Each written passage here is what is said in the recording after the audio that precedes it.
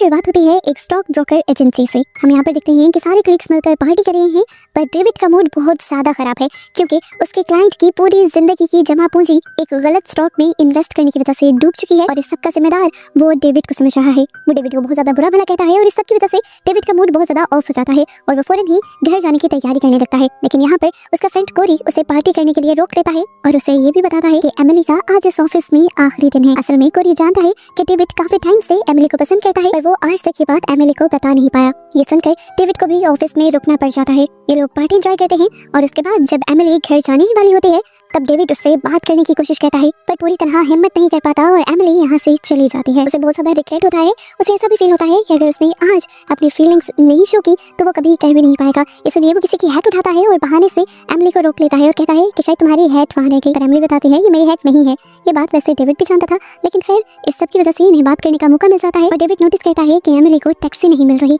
और David Emily को drop करने का डिसाइड करता है। एमिली मान जाती है और डेविड भी खुश हो गया था। वो कहता है मैं बस इस हैट को वापस रख कर आता हूँ और अपने फ्रेंड्स को बता कर आता हूँ। उसे जब कोरी को बताया कि वो एमिली को ड्रॉप करने जा रहा है तो कोरी जबरदस्ती उनके साथ आ गया क्योंकि उसका घर कोरी के घर के पास आता था। डेविड नहीं चाहता था कि उसे लेकर जाए, लेकिन उसने बहुत जिद की। इस टाइम कोरी बहुत ज्यादा ड्रंक भी था और एमिली को भी कोरी के अपने साथ होने की वजह से गुस्सा आ रहा था। कोरी की वजह से ये दोनों अपनी फीलिंग्स भी शेयर नहीं कर पा रहे थे और यहाँ पर कोरी इन लोगों से कह देता है कि मुझे भूख लगी है, तुम लोग मुझे रेस्टोरेंट पर भी लेके जाओ और उससे पहले मुझे एक एटीएम पर भी जाना है पैसे निकलवाने के लिए। ना चाहते हुए भी इन दोनों को उसकी सारी बातें माननी पड़ रही थी और अब डेविड एक एटीएम के सामने गाड़ी रोक लेता है। कोरी पैसे निकालने के लिए एटीएम के अंदर जाता है, लेकिन तभी यहाँ पर कुछ अजीब चीज होती है। वो एटीएम के अंदर डेविड को बुलाने लग जाता है और डेविड को भी ना चाहते हुए उसके पीछे जाना पड़ता है। सुनसान सड़क पर एमिली को भी काफी अजीब फीलिंग आ रही थी, इसलिए वो भी इन दोनों के पीछे एटीएम में ही चली जाती है। मसला ये था कि कोरी का कार्ड चल नहीं रहा था। कोरी को पैसे चाहिए थे, इसलिए डेविड अपने कार्ड से खुद उसे पैसे निकाल कर देता है। पैसे निकालने के बाद ये लोग बाहर जाने ही वाले होते हैं कि नोटिस करते हैं कि एक आदमी ठीक एटीएम से कुछ दूरी पर एटीएम के बाहर खड़ा इन्हें घूर रहा था। ये सब बहुत ही अजीब था। एमिली उसे देखकर डर जाती है और कहती है नहीं, हम इसके होते हुए बाहर नहीं जाएंगे, कुछ देर वेट कर लेते हैं, जैसे ही ये साइड पर जाएगा तो हम बाहर चले जाएंगे। कुछ देर खड़ा रहने के बावजूद भी ये आदमी जब नहीं हिलता तो कोरी कहता है कि हमें बाहर चले जाना चाहिए। क्या पता ये आदमी भी एटीएम से पैसे निकालने आया हो और हमारे बाहर निकलने का इंतजार कर रहा हो। पर डेविड को भी यहाँ पर कुछ सही फीलिंग नहीं आ रही थी। उसे लगता है कि वो आदमी इनके पैसे लूटने के लिए खड़ा है। कोरी से ज्यादा देर और खड़ा होना बर्दाश्त नहीं होता और वो जैसे ही बाहर जाने की कोशिश करता है तो वो आदमी भी फौरन ही उसकी तरफ बढ़ता है।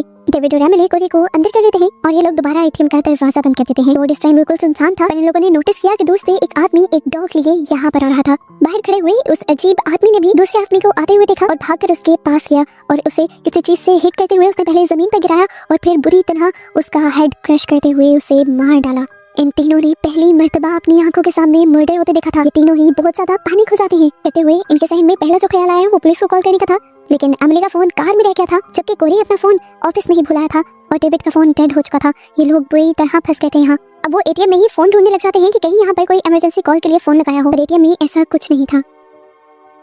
यहाँ पर एक नोटिस करने वाली बात यह है कि वो किलर इन्हें मारने के लिए एटीएम के अंदर नहीं आ रहा। इसके पीछे इंटरेस्टिंग सी वजह आगे चलकर पता चलेगी। हम देखते हैं कि वो किलर अब इनकी कार के अंदर जाता है। इनकी कार में कुछ छेड़छाड़ करने के बाद वो कार के ट्रंक से टूल बॉक्स और एक बड़ा सा टूल निकाल लेता है और फिर दूर से ही चलते हुए एक लंबा राउंड लेकर एटीएम के पीछे जाता है। पीछे की तरफ जाकर उसने एटीएम का हीटिंग सिस्टम बंद कर दिया था। ठंड वैसे ही बहुत थी और अब इनका एटीएम के अंदर रहना भी मुश्किल हो गया था। किलर ने ये जानबूझकर किया था ताकि या तो ये लोग एटीएम से बाहर निकल आए या फिर ये एटीएम में ठंड से ही मर जाएं। ये सब लोग बहुत ज्यादा पैनिक करने लग जाते हैं। डेविड तो उससे में यहाँ की चीजें तोड़ने फोड़ने लगता है और हम देखते हैं कि ये सब सीसीटीवी में रिकॉर्ड हो रहा था। कुछ मिनट गुजरते हैं और उन्हें एक उम्मीद की किरण नजर आती है। दूर से एक आती हुई कार इन्हें नजर आती है कि लोग चिल्ला चिल्ला कर उस कार को अपनी तरफ अट्रैक्ट करने की कोशिश करते हैं, पर कार के दूर होने की वजह से ड्राइवर इनको सुन नहीं पाता। किसी तरह इन्हें यहाँ से बचना था, बाहर निकलना था।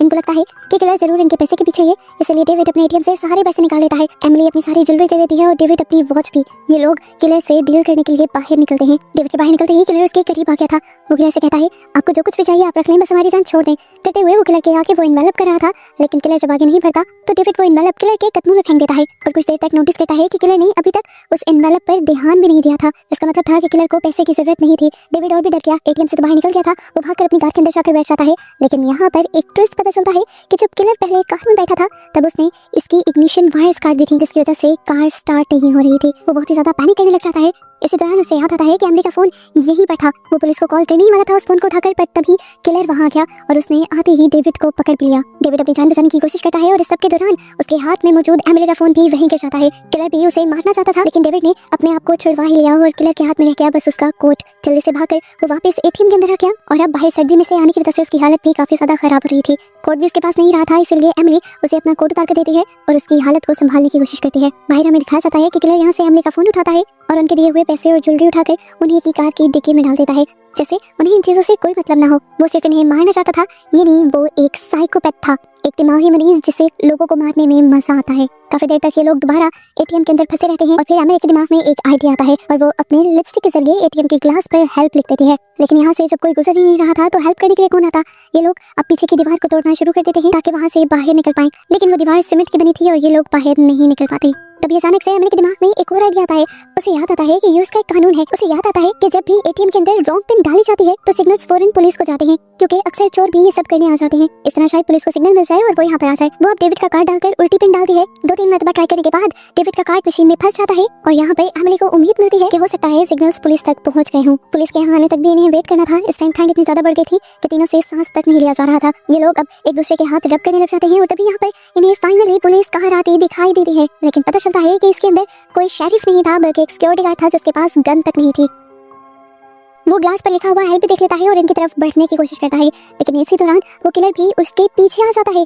ये लोग उसे वार्न करने की कोशिश करते हैं, पर वो गार्ड उनकी बात समझ नहीं पाता और किलर पीछे से उसके ऊपर हमला करके दोबारा पहले वाले आदमी की तरह उसका सर क्रश कर उसे मार डालता है। दूसरा मर्डर देखकर तो एमिली का बिल्कुल दिमाग खराब हो गया। इस सारे हादसे ने उसके दिमाग पर इतना बुरा असर डाला था कि अब वो अजीबोगरीब बातें करने लगी थी। ये लोग पैनिक कर ही रहे थे कि इन्होंने देखा कि किलर अंदर आ गया था। इससे पहले कि किलर इन्हें मार देता है, ये लोग बिना सोचे समझे किलर के ऊपर हमला कर देते हैं। कोरी किलर को अच्छे से पकड़ लेता है, जबकि डेविड उसकी गर्दन के गिर्द एक वायर जोर से बांधकर उसे जान से मार देता है। जिसके बाद ये लोग उसकी आइडेंटिटी निकाल कर देखने लगते हैं और तभी इन्हें एक बहुत बड़ा शॉक ग्लास के बाहर देखने पर मिलता है। किलर वहीं पर खड़ा था और ये बेचारा आदमी जिसे इन्हें मार दिया था वो तो एटीएम से पैसे निकालने के लिए आया था। ये लोग अब बहुत बड़े सदमे में चले गए थे, क्योंकि जिस मासूम आदमी को इन्होंने मार दिया था वो मासूम आदमी कहीं बच्चों का बाप था और यहाँ जो कुछ हुआ था वो सारा सीसीटीवी में रिकॉर्ड हुआ था। और ये पॉइंट पे नोट करने वाला है कि कोरी ने सिर्फ उस आदमी को पकड़ा हुआ था, मारने वाला उस आदमी को डेविड ही था। दिन से यहाँ पर हो गई थी कि उस आदमी ने भी किलर जैसी जैकेट पहनी हुई थी। इस टाइम कोरी अब उस मरे हुए आदमी की जैकेट उतार कर पहन लेता है, जबकि डेविड अभी भी इसी तरह बैठा हुआ था और वो कोरी को कोसने लग जाता है कि सब तुम्हारी गलती है, सब कुछ तुम्हारी वजह से हुआ है, ना तुम हमारे साथ आते, ना हमें एटीएम पे रुकना पड़ता, ना ये सब होता। पर इस टाइम ऐसी बातें करने का टाइम ही नहीं था। लेकिन ये लोग बच्चों की तरह लड़ रहे थे। कोरी कहता है कि उस आदमी को मारने में तो मेरी गलती नहीं ना, उसका तो गला तुमने घोटा है। इन दोनों की बहस के बाद इन दोनों में हाथापाई होने लग जाते हैं। डेविड कोरी पर भारी पड़ रहा था, यानी डेविड उसे ज्यादा मार रहा था और ये सब भी सीसीटीवी में रिकॉर्ड हो रहा था। इस सब के बाद कोरी को बहुत ज्यादा गुस्सा आ जाता है और वो कहता है बहुत हो गया, अब मैं और यहाँ पर नहीं रुकूंगा। ये कहकर वो दोनों के मना करने के बावजूद बाहर निकल जाता है और एकदम से कुछ कदम चलने के बाद ही गिर जाता है। असल में यहाँ पर किलर ने ट्रैप लगाया हुआ था एक मेटल वायर के जरिए। इन्होंने देखा कि किलर भी अब कोरी की तरफ बढ़ने लगा था। डेविड उसे बचाने के लिए जाना चाहता था, पर एमिली उसे रोक रही थी। कोरी उसका पुराना दोस्त था, अपने पुराने दोस्त के लिए वो एमिली की बात नहीं सुनना चाहता था, इसलिए वो एमिली को धक्का दे देता है एटीएम के अंदर। और जब हमें सीसीटीवी कैमरा के जरिए यही सीन दिखाया जाता है तो ऐसा महसूस होता है कि जैसे डेविड एमिली के साथ जबरदस्ती कर रहा है। लेकिन इससे पहले कि अब वो जाकर कोरी को बचा पाता, वो देखते हैं कि किलर ने बुरी तरह उसे मार डाला था। ये सब देखते हुए डेविड सिर्फ अपनी जान बचाने का सोचता है और वापस एटीएम में आ जाता है। वो बहुत ज्यादा डिप्रेस हो चुका था, क्योंकि उसका सबसे अच्छा और इकलौता दोस्त मारा गया था और अब वो इस सब का जिम्मेदार अपने आप को मान रहा था। वो कहता है कि अगर मैं एमिली को अपने साथ चलने को ही ना कहता तो ये सब होता ही नहीं। पर ये सारी बातें बेकार की हैं। हमें दिखाया जाता है कि किलर कोरी की बॉडी से इधर उधर हो जाता है और ये लोग कोरी को हिलता हुआ नोटिस करते हैं, यानी वो जिंदा था किलर के हमले के बावजूद। इसलिए वो दोनों जल्दी से बाहर जाते हैं और कोरी को उठाकर अंदर ले आते हैं। कोरी की हालत बहुत ज्यादा खराब थी, उसको बचाने के लिए उसे फौरन हॉस्पिटल ले जाना था इन्हें। ये लोग फैसला कर लेते हैं कि अब ये लोग किलर से नहीं डरेंगे और हर हाल में बाहर निकलेंगे। पर इनकी सारी सोचों से पहले ही किलर इनके सारे प्लान पर पानी फेंक देता है। डेविड की कार को एटीएम के दरवाजे के आगे लाकर एटीएम ब्लॉक कर ये लोग अब यहाँ के शीशे तोड़कर यहाँ से बाहर जाने की कोशिश करते हैं, पर ये ग्लास अनब्रेकेबल था, टूट नहीं सकता था। डेविड अब एक डस्टबिन उठाता है और एटीएम को तोड़ने लग जाता है कि शायद पुलिस को दोबारा से सिग्नल चला जाए, पर उसके मुताबिक ऐसा भी कुछ नहीं होता, जबकि सीसीटीवी में अब भी ये सब कुछ रिकॉर्ड हो रहा था और सीसीटीवी की फुटेज में सब कुछ ऐसा फील हो रहा था कि जैसे सारा खराब काम डेविड ही कर रहा है, हालांकि वो तो खुद विक्टिम है। इससे भी बुरा काम किलर ये कहता है कि इसी एटीएम के अंदर ठंडा पानी छोड़ देता है। सर्दी से उनका और भी ज्यादा बुरा हाल हो जाता है। कोरी की हालत और भी ज्यादा बिगड़ने लग जाती है। डेविड को अब कोरी की पॉकेट से एक लाइटर मिलता है और वो लाइटर की मदद से यहाँ पर फायर अलार्म बजाने की कोशिश करते हैं, पर इतनी सी आग से कोई फर्क नहीं पड़ रहा था। लोगों ने फिर यहाँ के सारे छोटे छोटे पेपर्स इकट्ठे किए, एक डस्टबिन में डाले और फिर उन्हें आग लगा दी। लेकिन उन सब का भी धुआं इतना ज्यादा नहीं था कि फायर अलार्म ट्रिगर होता। इसलिए डेविड अब एमिली को अपने कंधों पर बिठाता है और वो डस्टबिन को उठाकर फायर अलार्म किसी तरह एक्टिव करने में कामयाब हो भी जाती है। ये सब देखकर दोनों को बहुत ज्यादा खुशी होती है और इससे पहले कि अब ये लोग यहाँ से निकल पाती, डेविड का पाँव स्लिप हो जाता है। उसके ऊपर बैठी हुई एमिली लड़खड़ा जाती है और दूर से ही गिर जाती है। उसका सर एक स्लैब पर लगने की वजह से उसकी गर्दन टूट चुकी थी और अब वो भी फौरन ही मर गई थी। ये देखते हुए डेविड बिल्कुल टूट गया। पहले उसका दोस्त मर गया था और अब वो लड़की जिसे वो काफी टाइम से पसंद करता था वो भी मर चुकी थी। डेविड रोने में बिजी था कि तभी किलर अपनी एक नई चाल चलता है। वो यहाँ पर मौजूद वो पुलिस कार जिसमें गार्ड यहाँ पर आया था उसे भी चलाते हुए डेविड की कार के पीछे मारता है, जिससे डेविड की कार एटीएम के अंदर क्रैश हो जाती है और एटीएम टूट जाता है। अब तो किलर अंदर आ जाता और डेविड को मार देता, लेकिन डेविड ने भी इस मर्तबा हिम्मत करने का फैसला किया। उसने यहाँ पर वो बोतल उठाई जो कि कोरी के पास थी और उसे लेकर बाहर निकल गया।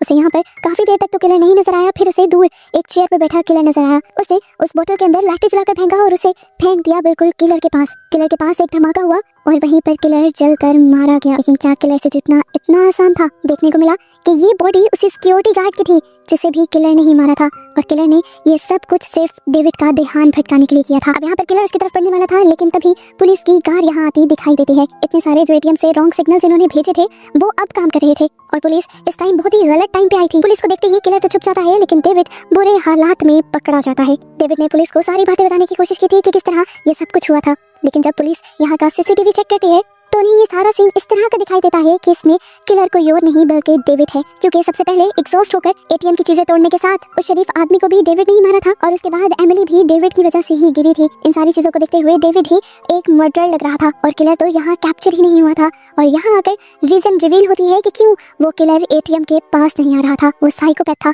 लोगों को मारना उसका रोज का काम था। उसे अच्छी तरह से पता था कि उसे अपने खिलाफ किस तरह सबूत मिटाने हैं, इसलिए वो एटीएम के करीब नहीं आया बल्कि एटीएम से दूर ही खड़ा रहा ताकि एटीएम के कैमरास में वो कहीं भी कैप्चर ना हो सके। अब क्योंकि एटीएम के कैमरास के अंदर किसी भी किलर की पिक्चर दिखाई नहीं दी तो पुलिस को डेविड की कहानी पर यकीन भी नहीं आया और इस तरह डेविड बेवजह पकड़ा गया और अब वो अपने ना करदा गुनाहों की सजा पूरी जिंदगी जेल में काटेगा, इस दुख के साथ कि उसके दो अच्छे दोस्त उसी दिन उसी की वजह से मारे गए थे। और बस यही सब दिखाते हुए ये मूवी यहाँ खत्म हो जाती है।